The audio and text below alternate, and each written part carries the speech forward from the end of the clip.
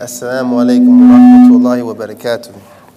Alhamdulillah, nahmaduhu wa nasta'inuhu wa nastaghfiruh wa na'udhu billahi min shururi anfusina wa min sayyiati a'malina min yahdihillahu fala mudilla lahu wa man yudlil fala hadiya lahu wa ashhadu an la ilaha illallah wahdahu la sharika lahu wa ashhadu anna Muhammadan abduhu wa rasuluh sallallahu alayhi wa alihi wa sallam. My brothers and sisters in Islam and my brothers and sisters from Adam, alayhi salam. I always like to start my speaking engagements by thanking the people who invited me. Because when we don't thank the people, we don't thank Allah subhanahu wa ta'ala. So thank you, brothers and sisters who participated for the sake of Allah and made this thing possible for me to be here. The hospitality has been amazing.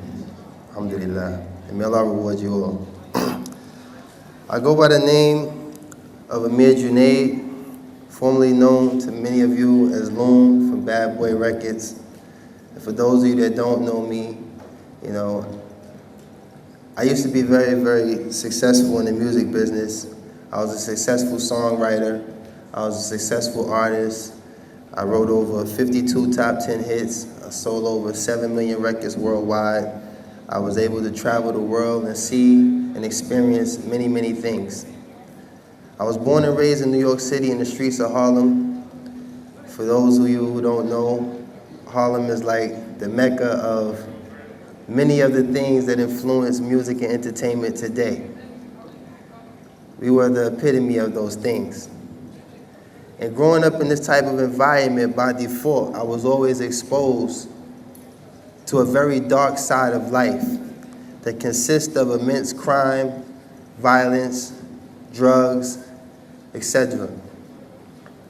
And by being exposed to these things, many people who shared this harsh reality, we all sought out to find a way to escape this harsh reality, whether it was by way of playing sports, by way of excelling academically. But in more recent times, many of us developed this ability to rap and write songs. For myself, I never was really influenced by music growing up. I was more so influenced by the individuals in my neighborhood, many of the brothers who indulged in selling drugs, committing crimes, you know, and things of the likes. And this was the more dominant impression that was left with many of the youth in my community, even myself. And by default, we fell victim of these same activities that took place in the community. So this became my first teacher. My first teacher, I was exposed to drugs and violence. And growing up, being a young kid, is very hard to express the emotions that come with living in these harsh realities. And at certain points, you feel so secluded from anything that may give you resolve that you start to bottle up all the emotions and frustrations that come with living in this type of reality. So for myself, you know, I dabbled in sports. I was pretty good in school, wasn't the greatest student. You know, I knew how to count money though. You know, so math was something I got easy. But I developed this ability to write. And many of you know from your early, maybe secondary school, the format to writing, which is to have a setting, a body, and a conclusion. So I took this understanding from school, and I started to utilize this format in a more therapeutic method of dealing with my day-to-day hustle and bustle of being in the streets. So what I would do, I would write down exactly what I was going through. Then after a while, I started reading these things, and it started to remind me of how hard it was. So then I started to include my imagination into this writing and started using my imagination to resolve some of these affairs. Then gradually it started to turn into rhyme, and gradually it started to turn into songs. So I went through these steps for a period of time before one day my talent was discovered in the least likely way. You know, I was standing in front of a building doing something I shouldn't have been doing. But it was a brother that I was very, very tight with, and I remember going inside the building and leaving my book. And there was a guy that was selling like this car. He said it was clean. I said, okay, it's clean, I'll pay for it. So I bought this hot car. Wallahi, I didn't even make it down the street with the car. And I got arrested. And the same brother who was standing there with me told me not to get in this car. But me being hard-headed at the time, I got in the car anyway. And I got arrested for grand theft auto. But when the brother came to pick me up from the precinct, which was very noble of him at the time, because a lot of times in the street, you believe your friends are your friends until you really have a problem, then you quickly find out who your friends are. So it was very noble of him to come to my rescue at the time and bail me out of prison. But the funny thing is, when he bailed me out, of course, he beat me up for like 5-10 minutes with the "I told you so." And I had to take it like a man, because he did tell me. But he started reciting things to me that sounded so familiar, and I was like, hold up. That sounds like something I wrote. So I remember being very shy and very bashful, because you know this whole macho thing, and a lot of you brothers out there, y'all know how it is when you're around the other brothers. You want to try to keep your chest poked out. You know, you want to put extra bass in your voice. You want to sound like you just don't have no problems and nothing can harm you. You know how it goes. I call it the poker face, you know. So by trying to, conceal the emotion that I was having, hearing this guy recite some of my darkest and like my most deepest emotions, something that I kept concealed. And I was only using this as a therapeutic method to, suffice my own issues dealing with the streets. So hearing him saying, I became very shy.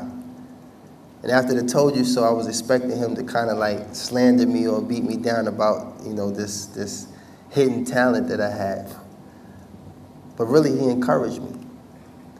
He encouraged me. He said, yo, this is dope, man. Like, you should really continue doing this. Like, you should pursue this. And I'm looking at him like, yeah, all right, just give me my book. Just give me my book, man. I don't want to hear all that. So I took his advice. And I started to pursue writing. And I was writing. And a lot of times, people would discover my ability to write, and they will always say they knew people. I know somebody that could probably help you. I know somebody, yeah, whatever, Never really took it serious. But I remember the first time I had an opportunity to write a song, and it was in 1995. I wrote a song for Shaquille O'Neal, out of all people. Many of y'all probably remember when Shaq thought he was a rapper, right? Well, I wrote some of those songs. And I started doing this ghostwriting for years and never really had any intentions of being in the spotlight, never had any intentions of being, in the limelight or anything. But I ended up, my career really took off is when I met, Sean Puffy Combs, and I signed to Bad Boy Records. And from there, I wrote a lot of songs that were very big, and they became very international smashes. And I was exposed to a market that was so broad that it surpassed my own perception of what I thought success was. And it happened so fast that I wasn't even prepared for what was yet to come. Because a lot of entertainers, and I can speak for many of them, especially coming from the ghettos, we have a very short-range perception of what success is. We think mainly about like secular countries like in Europe, France, England. We think about reaching these kind of markets. We never think that this stuff can be propelled into, markets that are predominantly Muslim countries or things of this nature. So by having all this success and all of the wealth and the glitz and glamour that came with it, it quickly started to have like this reverse effect. Meaning that in the beginning, it was something I was thriving for. In the beginning, it was something I wanted so bad. And I had very pure intentions. I wanted to just get my grandmother a house. I wanted to buy my mother a house. I wanted to help my sisters get through school. And a lot of you don't know, I was a parent at 16 years old. My oldest child is 19 years old. She's in her second year of college, like some of you guys here today. I have a kid in school, same age as some of y'all. I was 16 years old. So while some of y'all at 16 probably was playing Xbox or doing whatever you was doing, I was buying Pampers. I was buying milk. I was up in the middle of the night trying to rock somebody to sleep. So responsibility started to come in my life by default as well. So basically, when you get the opportunity to fulfill some of these desires, and they're good desires, you want to do good for your family, you want to do good for the people that supported you through all the hard times, going to the studio, spending 17 hours in the studio, and never eating, never sleeping, just going through all this hard work. And you want to try to return this favor to those who supported you in all of this. But once you accomplish that, that's when you come to this fork in the road. That's when you start to realize, where do I go from here? What else is there to do? And this is when I used to seek refuge in material things. You know, you get frustrated, I just go buy a car. You buy a car, you get used to all the gadgets, you know, you get it up to 120 a couple of times, and it's like you're over it. It's like it's just a car now. You know, you go buy a chain. Then you see like somebody in another, you know, rap circle or something, maybe 50 Cent or somebody in his crew got a chain that's longer with more diamonds. Then you go back to the jeweler, you get yours a little bit longer with more diamonds. And it's like you become, you know, and eventually your chain be on the floor, you know. You know, you got to pick it up, put it in your pocket sometimes, you know. It just becomes ridiculous. Your watch just hides your whole hand. It just becomes real gaudy and just unnecessary. You just start looking really crazy. You see rappers walking around with strobe lights on. It just looks ridiculous, you know. And this is when, you know, you notice that we start competing in wealth. We start competing in materialistic things. And at the end of it all, there's no benefit in it. And then the most saddest part about it is once you get over the thrill, you have to start living vicariously through those who are less fortunate. Meaning I become a vampire, so to say. I'm not thrilled about it, but you coming around saying, oh, is that a Ferrari? Like, oh, that's you never seen a Ferrari? Like, you know, I have to kind of like extract my joy from your excitement. To me, it was just a red car. But when you come and say, oh, is that a Ferrari? Is that the new such and such and such with the you know, with the super kit and all, you start naming all this stuff with the dual exhaust, and it's like, yeah. Matter of fact, yeah, that's the Ferrari. Yeah, you know. You want to take a ride? Like, you know. So we had to start living vicariously through those who were less fortunate. And this is what the music business was designed to do. It was designed to glorify just a short-lived, you know, saying glorification of a lifestyle that's not consistent in everyone's life. You know, if every rapper was as wealthy as they glorify in these videos, how come when we look through Forbes 500, we only see like 2 of them? You know what I'm saying? You only see like maybe Jay-Z or 50 Cent and Puff. But there's a million rappers out there, and they all got yachts. They all got helicopters. Everybody got all this stuff, and it's like, why are you all not in Forbes? And these are some of the hints that this is just glorification. This is just something that's being glorified, that's being over-exaggerated. But the sad part about it is the reality that comes with it a lot of you guys don't see. Because the music business is only designed to show you one aspect. That's it. And there's a lot of money being made just glorifying this one aspect. But no one talks about the death toll. No one talks about some of these young women, you know, who are underage, and they go places and get fake ID just to try to be down, quote unquote down, and they end up having a guy slip a date rape drug in their drink, and they end up getting dragged off and raped. No one talks about her story. No one talks about the guy, you know, who got a little too drunk, a little too loud, and a security guard break a walkie-talkie over his head and drag him out in the alley, and he dies from a concussion. No one talks about this guy. No one talks about the guy that gets stabbed in the club. No one talks about the shootout in the parking lot. No one talks about these things. And a lot of things, you know, the youth don't know is in the music business, it's not a lifestyle, it's a death style. It's the exact opposite. Because every day I used to be risking my life, risking my very life.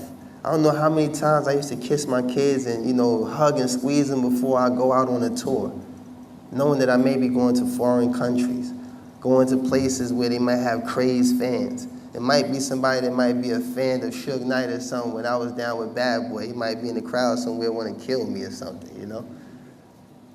These are all the things that we used to have to face just so we can continue entertaining you. And then the most sad part about it is that all the things we glorify, a lot of the guys in the music business are not even willing to do. But you stupid enough to go out there and shoot somebody. I don't know if y'all ever seen 50 Cent's house. They got like 22 rooms. You think he's trying to go out there and shoot somebody?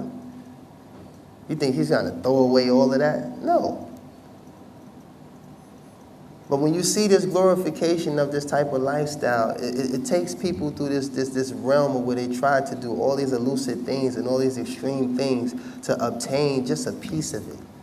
Just a piece of it. And sometimes we detach ourselves from everything that we know to be morally true.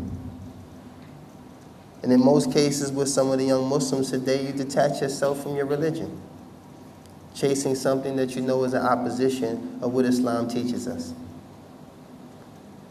So the reason why I'm talking about these things is I feel like it's something more universal, something that we can all relate to, being quote-unquote Generation X. You know, that's what they call us in the United States. We're Generation Unknown. But we are the next generation. And a lot of us are inspired by things that have no benefit. So while traveling the world, this became my education. The last grade I completed was the 8th grade. 8th grade. I never seen a university to now. I'm sitting in one now talking to university students. But I never filled out an application. Never applied. Had the money to pay, but didn't have the, the credentials or the academic achievement required for me to enter a university. So my experiences in life became my education. And I used to read a lot too. I used to love reading, But while traveling the world, I remember doing a song with a Lebanese artist by the name of Masadi. And doing this song with this brother, at the time, I didn't really think it was going to do anything big. It's a Lebanese guy. I'm doing songs with Tony Braxton and Snoop Dogg and all these major people, and it's like, who's Masardi? Am I saying his name right? Is it Masardi or Masari? What is it, Masari? But the guy, they had the money, so I said, okay, I'll take the money for Masardi. Masardi's paying. Then I kind of find out later in Arabic, Masardi means money, so I was like, okay, I was dealing with money from the beginning. Hey, Masardi, fulus. Cash, dough. I'm with all of that. And the record never even reached the American market, so it was kind of like a one-off that wouldn't tarnish my exclusive track record of doing songs with all these A-list people. So it didn't tarnish my credibility with the A-list stars. So like, okay, brush that to the side. But then I started getting calls from places like Muscat, Oman, Abu Dhabi, Dubai, Kazakhstan. I'm like, you serious? These people want me to come out there? No way. I watch the news. I see how it goes on out there. I'm not going out there. I'm American, and I'm ignorant at the time, so I don't know anything. I'm looking like I'm not going out there. Are you kidding me? You can't even hear the commentator. All you hear is shooting in the back. I'm not going out there. Every time you see the news, there's a guy like, yeah, and it's heavy fire in the background, and yes, they're trying to evacuate some civilians. It's like, I'm not going out there to do no song. Are you kidding me? The stage must be bulletproof. But when I got there, I saw the exact opposite. So before I get into this description of what I saw, I want to take you a little bit back to New York City and how I was always exposed, to the presence of the Muslim. Because New York City, as most of you may know, some of you may be Americans, some of you may be from Britain. From what I hear, so many different cultures and ethnicities and things that, make this school very diverse. But New York City was the same way, We had the Yemenis brothers. They used to own most of the local grocery stores. You know, the West African brothers, they own most of the cab services and stuff. You know, then, subhanAllah, the Pakistanis, you know, they owned all the pharmacies. All the pharmacies. Absolutely all the pharmacies. Then, you know, you had Indian brothers, they were the doctors. You know, how can I help you? I'm like, okay, you know. I have a fever. They pull out this long needle. It's like, hold up, doc. Like, where did you study? You know? Alhamdulillah, you know, this was the very minute perception that I had, you know, coming from where I'm coming from. You know, I'm coming from ignorance. I'm coming from a place where, you know, we use what we got to get what we want. And this is one of the mottos that we used to use coming out of the ghetto. It's like, you know, we use what we got. If you're a good talker, man, you talk your way to the top. You dance your way to the top, man. You can rap to the top, play basketball, man. You better jump over the moon. Do something, but we use what we got to get what we want. So my perception of things was very vague. I just, you know, very one-dimensional, so to say.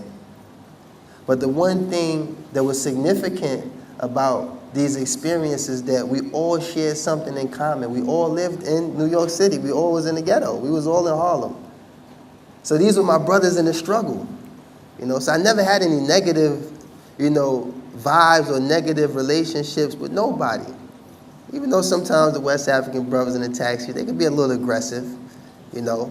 You get in the taxi, say, hey, take me to 125th Street, Aki. Because, you know, we even as non-Muslim, we used to call the Muslims Aki. Or I used to call all the Muslims Muhammad. SubhanAllah, hey, Muhammad, how's little Muhammad? How's mother? How's other Muhammad? How's your brother Muhammad that went back to Yemen? Everybody with Muhammad. You know, so I was very ignorant. I didn't know no better. I just, you know, from the kid from the street, that's it. So you get in a taxi, West African brother, you say, hey, take me to 125th Street. You know, you driving, get a phone call, something changed. Oh, you know what, Aki, could you stop on 137th? No, you said 125th. Like, calm down. No, you get out my cab now. Like, relax, man, relax. Calm down. You're supposed to be a Muslim, then relax. You know? So this is the way my community was, you know? And we can laugh at these things, you know? And in most cases, when I used to be young and struggling as a parent, and I would come up short with money for Pampers, I would always go to the Yemenese grocery stores, and they would give them to me, you know? So I was like, you know, alhamdulillah, it's my brothers. So even in that state of ignorance, when certain things used to break out, the Muslims would be blamed. Everybody in my neighborhood, we like, no, we going out with the Muslims. Yo, they come over here with that, we gonna fight with the Muslims. Like, we didn't know no better. We just like, yo, you know, just like our family. You know, we come here, they treat us right. We go over to the pharmacy, even though we ain't got the best insurance, but you know, we might get some painkillers. You know, and this is just the way it was. So me growing up in a Christian household, you know, my grandmother, she was in the United Negro College Fund Choir. I don't know if you're familiar with it, but it's a very big gospel choir. 35 years, they used to travel all over the U.S. and some places out the country, you know, singing gospel. I used to spend 6 days a week in the church.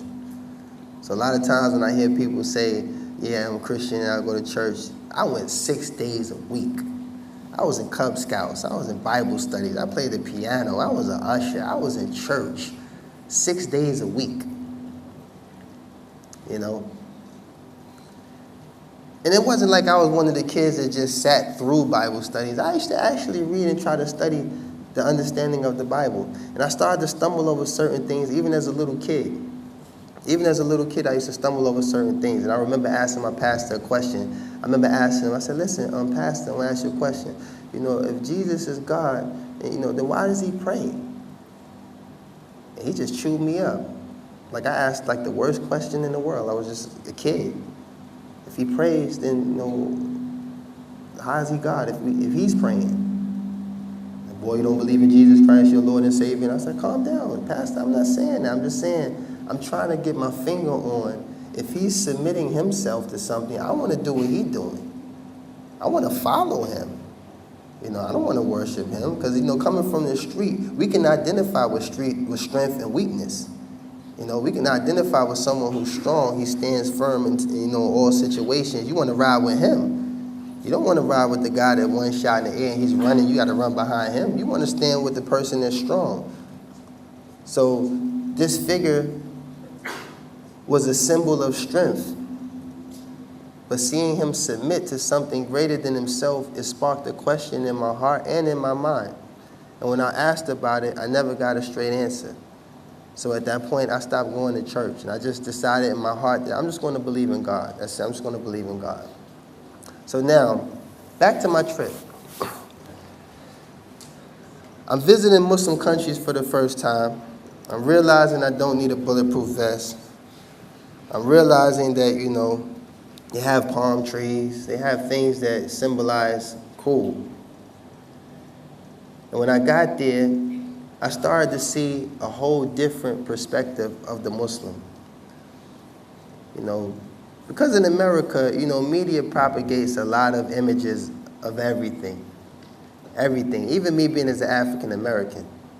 You understand? I know what it's like to be singled out for everything wrong. I know what it's like to be, you know, a part of a family who's upright. My grandmother was a beautician. My grandfather spent 30 years in the army. He was the first black captain of his regime. And things. So I know what it is to have a good family, but to step outside your house and be profiled. Or step outside your house and be blamed for something you didn't even do. Or step outside your house and have this stigma that you just trouble. So I know what it feels like to be singled out.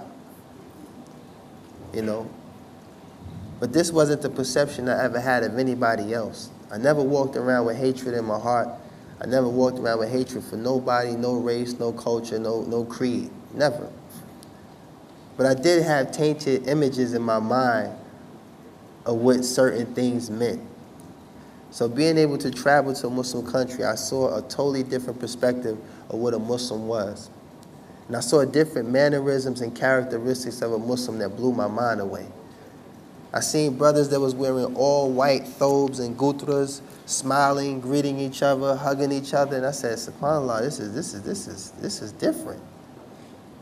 And any of my non-Muslim brothers and sisters that's here, y'all know, we used to think that somebody has to die and rise into heaven to see people dressed in all white. You know how it go. You die, oh, you just rise up. There's a guy at the podium with, you know, like he's taking your, you know, you putting your name on the list, like, you know, hey, you made it, huh? Like, you know, you got on white, everybody got on white. Everything flying around is in white, everything is just white.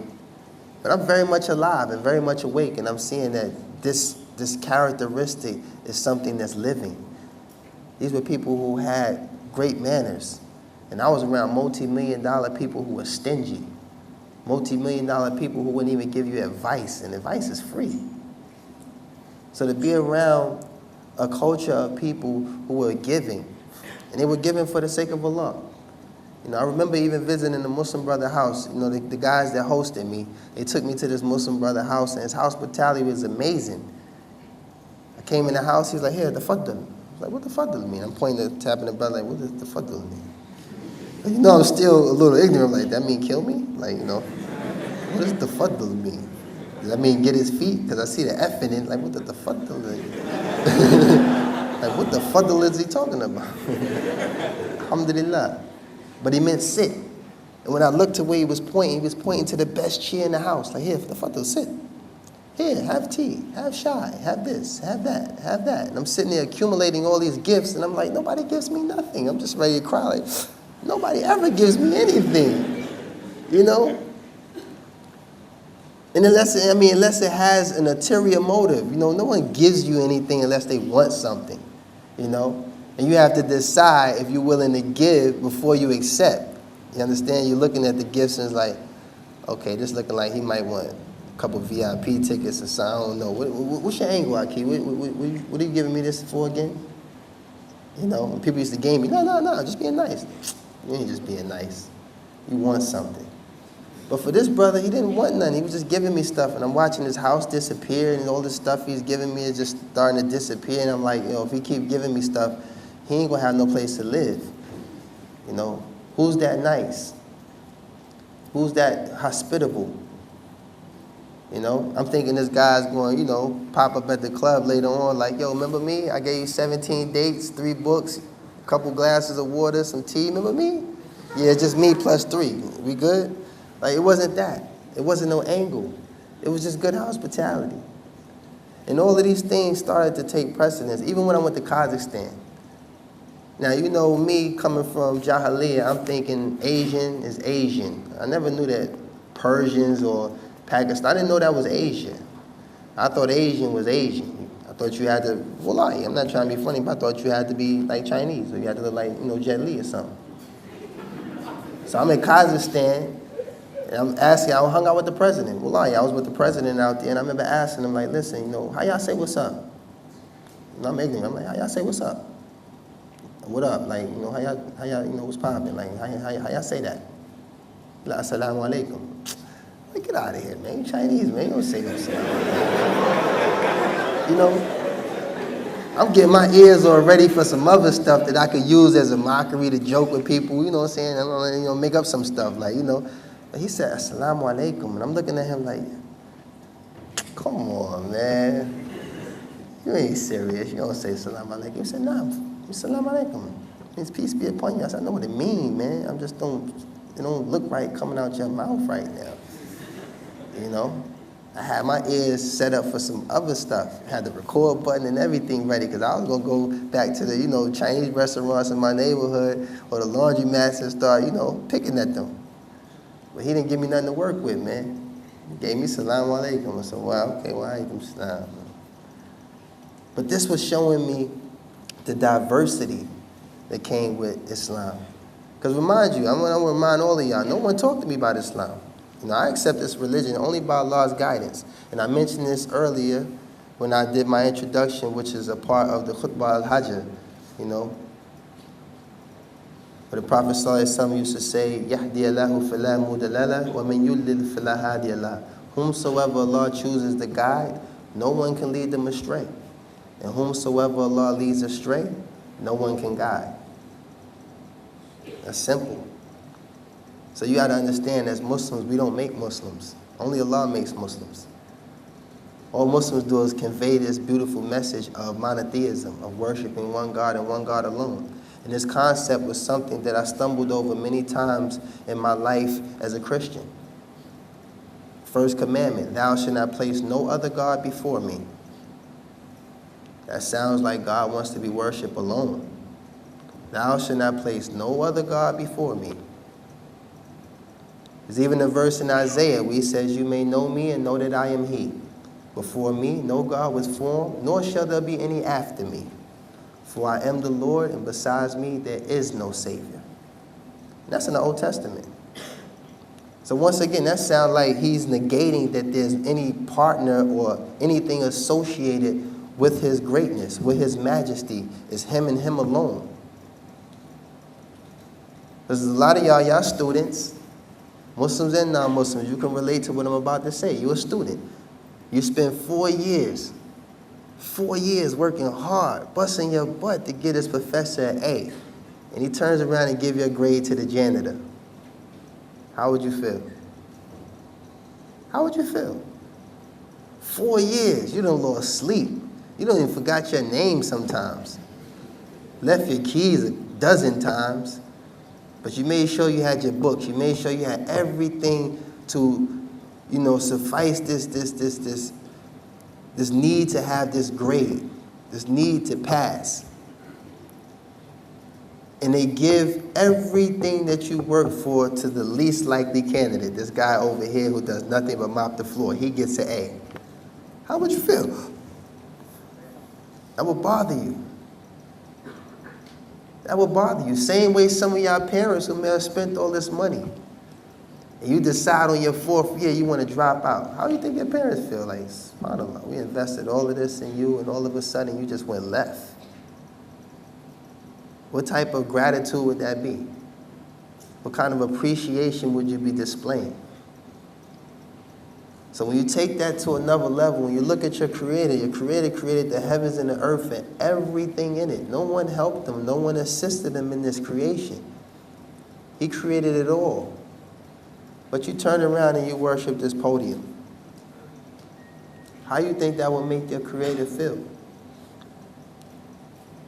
You get sick, you call on a saint or some other person like, he created you though. He was your Creator. Who knows you better than the one that created you? He actually decreed that you would be sick that day. So it will only be incumbent upon you to return back to that for the cure. If he decreed you to be sick, then that means he can decree your wellness. And this is the simplicity with Islam. So when I ran into this truth, by way of visiting Muslim countries, by way of being able to bear witness to the characteristics and mannerisms of the Muslims, the hospitality, the culture, the everything, and then when I heard the adhan, that pretty much almost sealed the deal for me. You know, because I was an artist. I used to spend hours on top of hours in the studio trying to make songs that make you look stupid in the club. So you could just be dancing around looking crazy and, you know, you're just bugging out. Some of y'all can't even dance. Y'all just there, just looking stupid. I remember that dumb dance. I used to be in the club. People, the point dance was like, subhanAllah, what is that? You know, I'm just sharing my state presently, and then I'll show you later on in the talk the beauty that came out of that. Because all of us are adults, and we all gonna come to forks in the road, and we have to make sound decisions. So in my case, I lived a life of falsehood. I lived a life of violence. I lived a life of crime. You know, in my society, I'm considered a failure. I'm a predicate felon. I'm an 8th grade dropout. I'm considered a failure. So when they have little applications that say, have you ever been convicted? I just walk out. It don't even make no sense putting a check there. It don't even make no sense lying. Because who am I to, these people might have some real type super system back there. They punch up and say, well, sir, you know, you don't qualify for the job. You know, unfortunately, we looked at your criminal record and, you know, you've been arrested for many things. This job is not for you. You understand? So I can only resort to the talent that I had. So it wasn't about raising my ego, giving fuel to this alter ego. I was Loon since I was 13. That's a nickname I got from being in the streets. Loon, short for loony, from the Arab brothers, Majnoon. Yeah, I know what Majnoon means. Crazy. You know, I wasn't this hopeless romantic guy that needed a girl every song. That was me just taking that opportunity there and trying to paint a better picture of myself. Instead of glorifying the streets and the killing and it. Why? I lost many friends. I lost family members to drugs, to violence. Would I look like going to glorify that? You understand? That's just like if somebody stabbed and killed my mother in cold blood, and I take that very knife and dip it in gold and put it on the chain and walk around with this symbol of death on my neck. Like, what sense does that make? Glorifying something that hurts. So when I ran into Islam and I discovered the simplicity that comes with it, I didn't have to change myself too much. You know, just the way I live and just the way I understand my purpose of creation. I didn't get too holy for my friends, you know. I'm not above anybody. Being a Muslim doesn't mean I can hear through walls. I could jump over buildings. It doesn't mean that. I'm human. I'm deficient, just like every human being in here. I have deficiencies. But what Islam establishes is a means of dealing with those deficiencies because our Creator knows He created us with deficiencies. So by His mercy, He gives us ways to deal with these deficiencies. Legislated proof. And He sent us a messenger, like He sent many messengers before, from the nations before.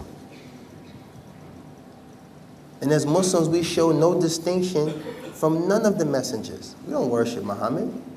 He's a man. He's a creation. Do we follow His way? Yes. We try to, to the best of our ability. And that's what you have to understand. You don't judge the truth by a man. You judge the man by the truth. Because if we sit there and try to distinguish what's true in the shortcomings and the actions of a human being, we'll never find the truth. We'll never find the truth. And that's the problem sometimes. We're always looking for something tangible. We got to touch it to believe it. You know what I'm saying? We have to see it to believe it. Well, we've been given proof. We've been given the Quran. And there have been messengers that came before and books that came before. And this is only by Allah's mercy that He's always sent a warner, a clear warner, a guide to lead a nation back to worshiping Him and Him alone. Because you already know the capacity of the human being's emotions and their thoughts towards another human being. And I'm going to give you a prime example, and I mentioned this yesterday. Michael Jackson. Michael Jackson sold over 25 million records worldwide, and Thriller, he's been singing since he was 6. He dedicated his whole life to entertaining and pleasing his fans. When Michael Jackson died, the Michael Jackson craze lasted 2 weeks. Y'all wrote Michael Jackson off like a used car. So that goes to show you that when your intentions are to please people, when it's all said and done, you're going to get exactly what you intend. And at that point, based on that scenario, the people showed exactly how much they cared. That's why as a Muslim, everything we do is solely for the sake of pleasing the one that created us, because that's the only one who can reward me in the life after this life. The only one who is the bestower of that mercy. So I only seek refuge in him and him alone. Even if you turn away and say, look, you know, Amir is a sucker. He gave me too much change. I don't care. My intention wasn't to please you anyway. It was to please my Lord. So all of you people out there that may be inspiring to be rappers or musicians, you're not going to surpass Michael Jackson. Allahu Alam. But, you know, look what they did with Mike. Y'all all saw it. Y'all was on TV, people crying, Mike, we miss you. They had on the glove, the shiny glove. Mike, we're going to miss you. Cass was out there. I mean, you seen Persian guys with straight hair. All of a sudden, out of Jerry Curl was out there, pop locking. Everybody was out there just showing their love for Mike. 2 weeks, man. The earthquake in Japan got more of your attention right now than Michael Jackson. They don't even care about Michael Jackson anymore. And that's sad. That people spend their lives trying to please other people, when the reward you will see in the end. I used to see it all the time in my hood. Lil Ray Ray get killed. Everybody walking around with the Rest in Peace Ray Ray shirt. We gonna miss you, Ray Ray. Word, man. Ray Ray was real, man. Ray Ray killed 7 people in December. Man, Ray Ray was real. But as soon as that shirt hit the laundry machine, nobody care about Ray Ray anymore. Nobody care about Ray Ray. So the beautiful thing about Islam is this call to Tawheed, monotheism. And as students, you all know what the word mono means. One. One. Because even as kids, we all wanted to seek refuge in our mom. Am I lying? You bump your head bleeding, you'll run past 7 Band-Aids, 6 pieces of gauze, 3 bottles of peroxide just to get to your mom. And there's people that can help you, like, yo, let me help you. Let me stop the bleeding. No, get off me. I just want my mom. You just want to get the mom. You just want to get to that one source. You don't care about nothing else. You don't even feel the pain as soon as you get to your mom. You got your head is cracked in half. You just sitting there, as soon as you give a mom, it's like, Mommy, what's this? You know? But it's like, as a kid, you understand what it is to have one source. But as an adult, you know you can't run to mommy no more. Even though some of y'all still might. You know, I left my house at 15. I can't identify with that. You know, I had to fend for myself for a very long time. But I do understand what it's like to run to mommy. But as an adult, who do I get to run to? You know, who's going to be sufficient for all my needs, all my deficiencies, all my shortcomings? So when I found Islam, Islam spoke in volumes. Islam spoke to me in ways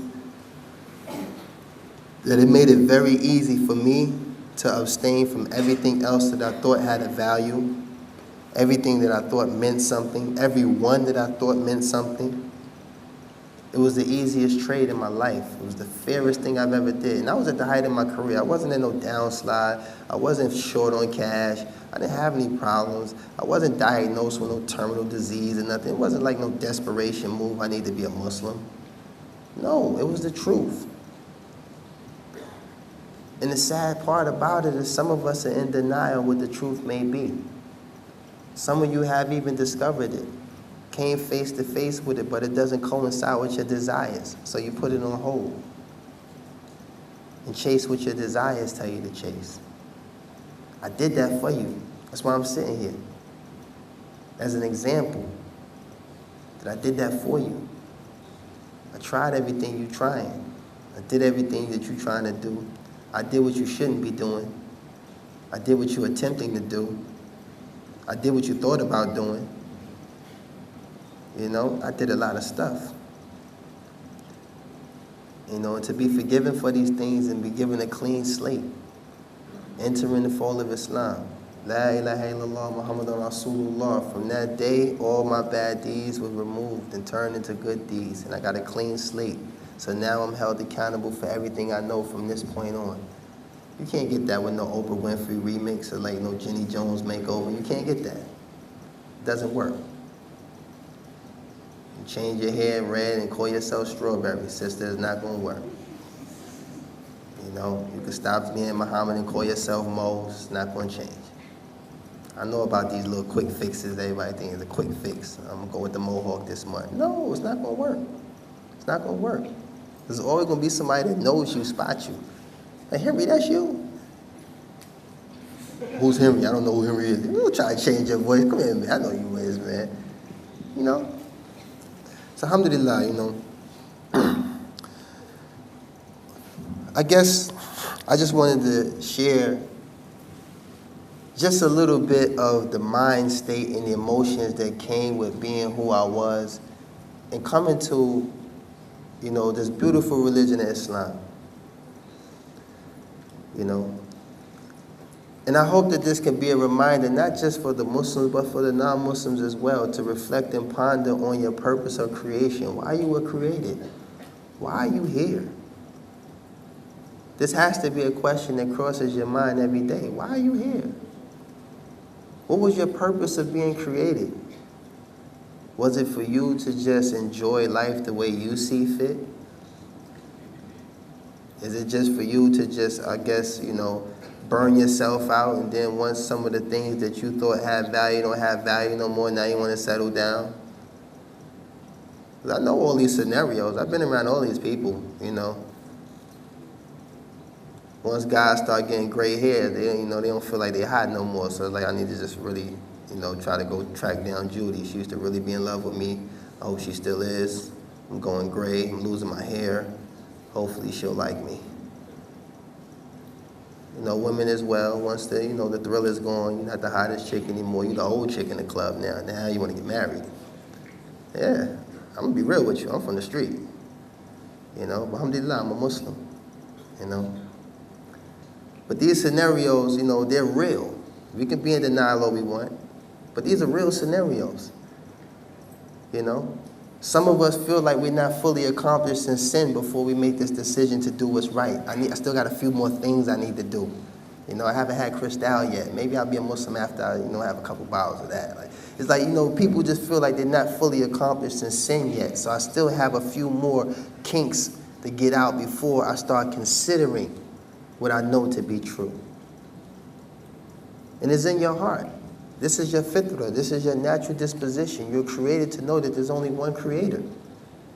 You know this. If you were sitting alone on an island and you seen the sunrise, sunset, moonrise, moonset, grass growing, you know ain't no man doing that. That's instinctive. You was already created to know this. The choice is, are you going to testify that it's true? Are you going to make that commitment? Knowing that this to be true, that there's only one created, there's only one worthy of worship, there's only one. There's only one. And there's always been one. It's never been two or three, it's always been one. Alhamdulillah, since I've been Muslim, my grandfather, he's 89 years old, he accepted Islam. My son, he's 14 years old, he was at the height of being Loon's son, motorcycles, he had it all. But even he's seen it. I didn't convince him. I wasn't even in town when he became a Muslim. And most of my friends and relatives, they just see the consistency and the sincerity of what I'm upon, that he's serious. And everybody that ever knew me knew I never was a follower. I wasn't nobody looking to be nobody else. I was happy with being Loon. I was Loon since I was 13 years old. I wasn't confused about my identity. Y'all didn't see me with 7 different haircuts through my little career. I had the same haircut, the same style, same swag. I was just me. I was happy with being who I was. That was me before you met me on TV. I was always, cool in my skin. Some of us have identity issues. And that's one of the biggest issues of growing and going through transition from adolescence to a man. You have this, you have to shed the boyish image and try to grow into this man figure. And that becomes confusing for some of us. Some of us start reaching. Want to look like another man, or, now they be not. Sometimes you might not even want to look like a man. Stuff for the while. But I just want to open up the forum for all of y'all to ask questions, and I'll answer them to the best of my ability. I'm not sitting before you as no scholar. I'm not your sheikh. You understand? I'm just a Muslim. Just a servant of Allah. A slave of Allah. Being a slave of Allah frees me from any other form of slavery. I can't be a slave to drugs. I can't be a slave to nothing else. I'm a slave of the Most High. Not the son. Not the child. I'm a slave. Because even sometimes if you just change that one linguistic meaning from son to slave, your relationship would be a whole lot better. Because sometimes thinking you're the son, it makes you very lackadaisical. And I'll give you a scenario. If your father had a job, he ran a business, he told you, his son, to come to work at 8. You show up at what? 8:30, 8:45, 9. Sometimes you don't even come. Why? Because it's your dad's job. It's your dad. And dad'll get over it. It's just dad. That's how you think. Instinctively, it's just dad. Dad tell you don't take his car out, you take it out anyway, you get one little scratch on it, dad'll get over it.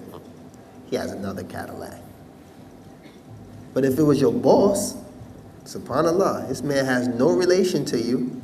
You don't have the same blood flowing through your veins or nothing. This is just some guy that graduated from some Ivy League college and he's your boss. He said get to work at 6, you there at 5:45. And you got his coffee in hand. You a sucker. Like, hey, boss, how you doing today? You don't even like him. You just bring it. I got it just the way you like it. 3 sugars and milk. I got it just the way you like it. See how easy it is for you to submit for something that you think will be a benefit for you? See how fast?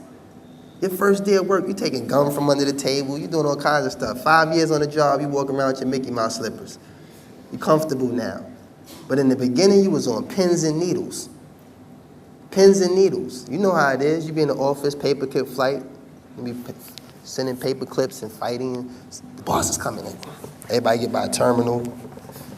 See how quick it is you obey?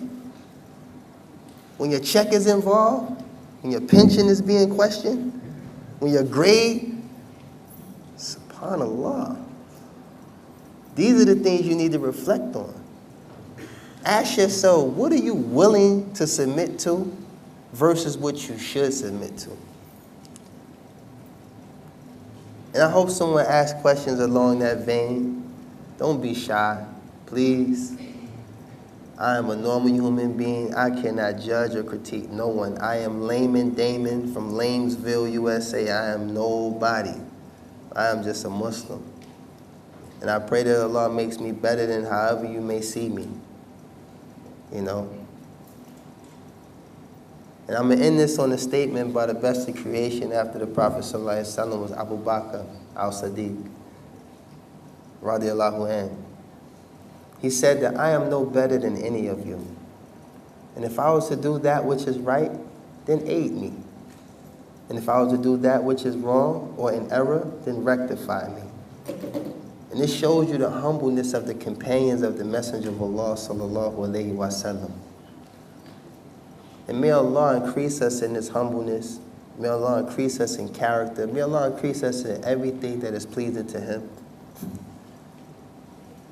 And may Allah protect us from all things evil that He ordained and protect us from the evil of ourselves. The evil of ourselves. And for my non-Muslim brothers and sisters, may Allah subhanahu wa ta'ala guide you into the fold of Islam. Guide you to that which is correct. Guide you to this beautiful religion of monotheism.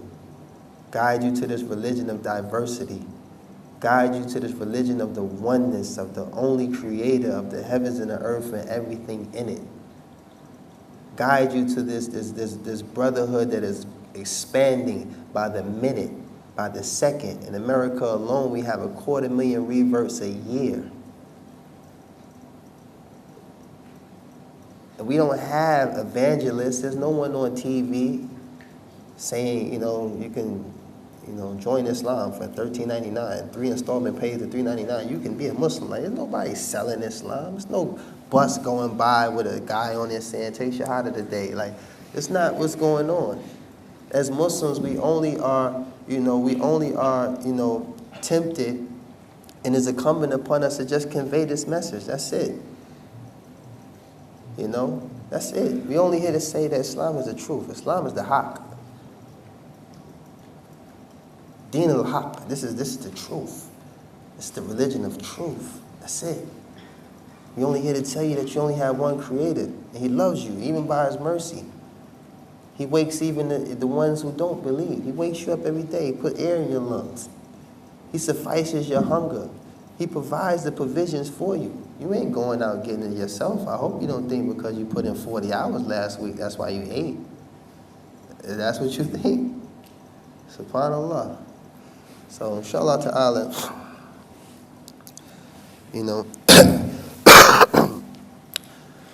it's very difficult trying to generalize a talk and be fair to everyone. And may Allah reward me and all the brothers for trying to conduct ourselves in such a manner, because this is one of the characteristics of the Muslim. But just so I can identify with my audience, inshallah, I want to ask by show of hands, how many brothers and sisters here are born and raised Muslim?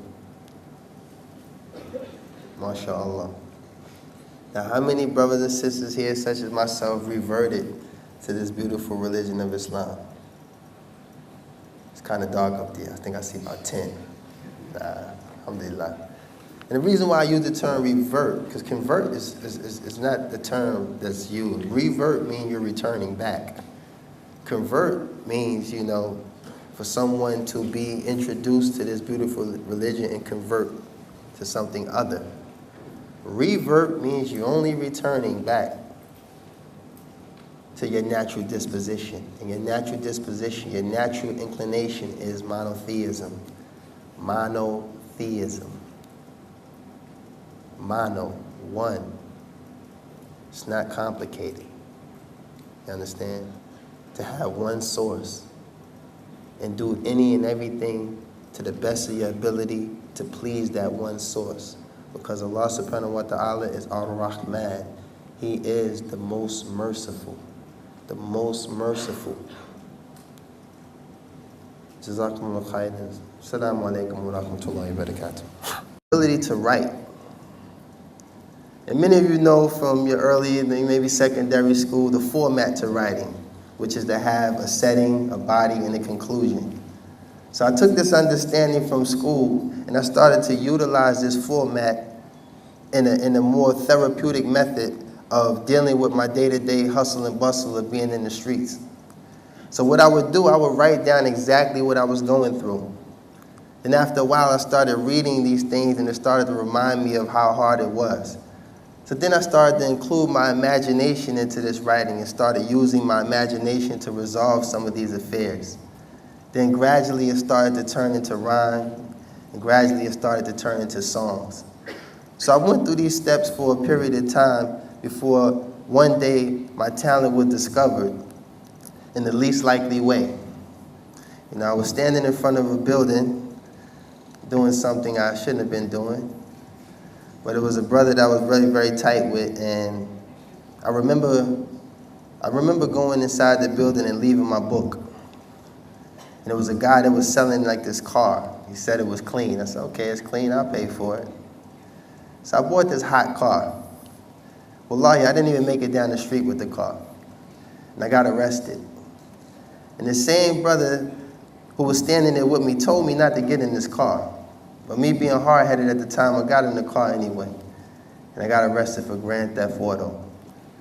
But when the brother came to pick me up from the precinct, which is very noble of him at the time, because a lot of times in the street, you believe your friends are your friends until you really have a problem, then you quickly find out who your friends are. So it was very noble of him to come to my rescue at the time and bail me out of prison. But the funny thing is, when he bailed me out, of course, he beat me up for like 5-10 minutes with the "I told you so." And I had to take it like a man, because he did tell me. But he started reciting things to me that sounded so familiar, and I was like, hold up, that sounds like something I wrote. So I remember being very shy and very bashful, because you know this whole macho thing, and a lot of you brothers out there, y'all know how it is when you're around the other brothers. You want to try to keep your chest poked out. You know, you want to put extra bass in your voice. You want to sound like you just don't have no problems, and nothing can harm you. You know how it goes. I call it the poker face, you know. So by trying to, conceal the emotion that I was having, hearing this guy recite some of my darkest and like my most deepest emotions, something that I kept concealed. And I was only using this as a therapeutic method to, suffice my own issues dealing with the streets. So hearing him saying, I became very shy. And after the "told you so," I was expecting him to kind of like slander me or beat me down about, this hidden talent that I had. But really, he encouraged me. He encouraged me, he said, yo, this is dope, man. Like, you should really continue doing this. Like, you should pursue this. And I'm looking at him like, yeah, all right, just give me my book. Just give me my book, man. I don't want to hear all that. So I took his advice. And I started to pursue writing. And I was writing, and a lot of times, people would discover my ability to write, and they will always say they knew people. I know somebody that could probably help you. I know somebody, yeah, whatever, Never really took it serious. But I remember the first time I had an opportunity to write a song, and it was in 1995. I wrote a song for Shaquille O'Neal, out of all people. Many of y'all probably remember when Shaq thought he was a rapper, right? Well, I wrote some of those songs. And I started doing this ghostwriting for years. I never really had any intentions of being in the spotlight, never had any intentions of being, in the limelight or anything. But I ended up, my career really took off is when I met, Sean Puffy Combs, and I signed to Bad Boy Records. And from there, I wrote a lot of songs that were very big, and they became very international smashes. And I was exposed to a market that was so broad that it surpassed my own perception of what I thought success was. And it happened so fast that I wasn't even prepared for what was yet to come. Because a lot of entertainers, and I can speak for many of them, especially coming from the ghettos, we have a very short-range perception of what success is. We think mainly about like secular countries like in Europe, France, England. We think about reaching these kind of markets. We never think that this stuff can be propelled into, markets that are predominantly Muslim countries or things of this nature. So by having all this success and all of the wealth and the glitz and glamour that came with it, it quickly started to have like this reverse effect. Meaning that in the beginning it was something I was thriving for. In the beginning it was something I wanted so bad. And I had very pure intentions. I wanted to just get my grandmother a house. I wanted to buy my mother a house. I wanted to help my sisters get through school. And a lot of you don't know, I was a parent at 16 years old. My oldest child is 19 years old. She's in her second year of college, like some of you guys here today. I have a kid in school, same age as some of y'all. I was 16 years old. So while some of y'all at 16 probably was playing Xbox or doing whatever he was doing, I was buying Pampers. Very dark side of life that consists of immense crime, violence, drugs, etc. And by being exposed to these things, many people who shared this harsh reality, we all sought out to find a way to escape this harsh reality. Whether it was by way of playing sports, by way of excelling academically, but in more recent times, many of us developed this ability to rap and write songs. For myself, I never was really influenced by music growing up. I was more so influenced by the individuals in my neighborhood. Many of the brothers who indulged in selling drugs, committing crimes, and things of the likes. And this was the more dominant impression that was left with many of the youth in my community, even myself. And by default, we fell victim of these same activities that took place in the community. So this became my first teacher. My first teacher, I was exposed to drugs and violence.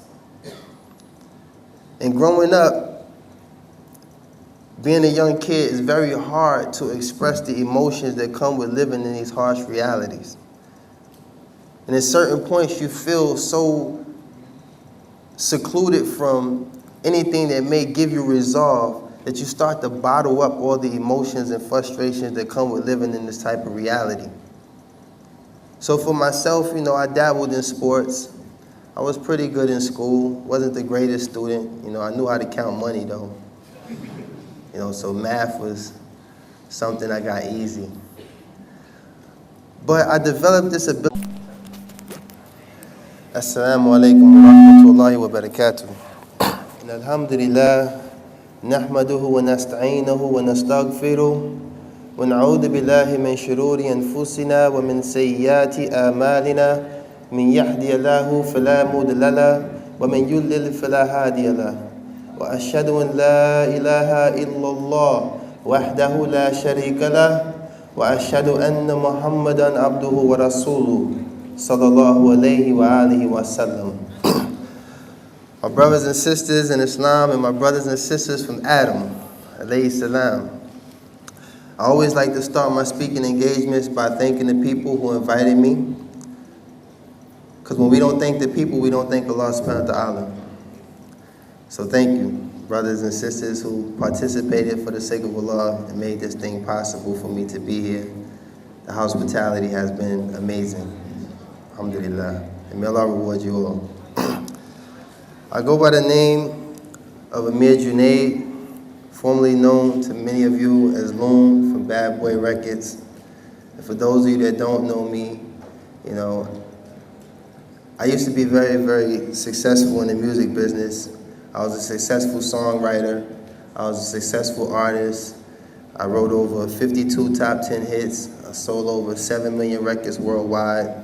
I was able to travel the world and see and experience many, many things.